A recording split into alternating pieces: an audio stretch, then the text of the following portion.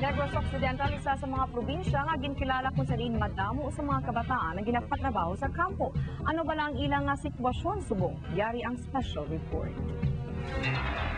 Kung sa tuanay nagapatial sa init sa iya nga pagpamatdan sa kampo, si Jomar Subiron karon padayon sa gihapon ang iya nga pagpangabudlay apang may dala na nga paglaom. Si Jomar ang isa sa mga ginpa-eskwela sang Sugar Industry Foundation o kung SIFI sa idalom sang International Labor Organization Program. Paghaya nila sa training, nabala nila nga dako gali ang grades ko sang pag-graduate ko sa high school. So namutudan ko nila nga ipeskwelahon. Ano nagtrabaho sa kampo? Wala na mayo kay ga-focus ko sa study ko. Wala na sila klase, gabulig sila sa akon kung sang nagaobra ako sa kampo. Halimbawa, nagatanom ako.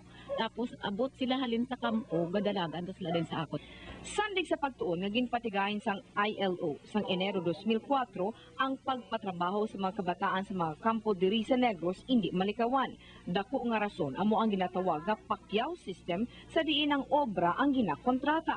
Sa mga kampo sa tatlo ka banwa diri sa Negros, kag isa sa syudad sang Iloilo, may masobra 2,000 ka mga kabataan nga nasakwa nagapatapas, nagapamatdan, nagabulig arado kag iban pa nga sa isang trabaho sa kampo.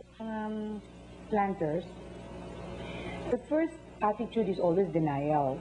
Siyempre, because many of the planters are unaware. Once they are aware, they try to do something about it.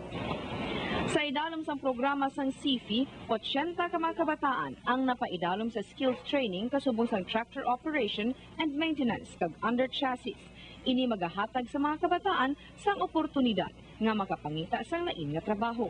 Ang ilang pag-graduate nila fell sa tiempo muerto, the dead season, where the tractors are not being operated.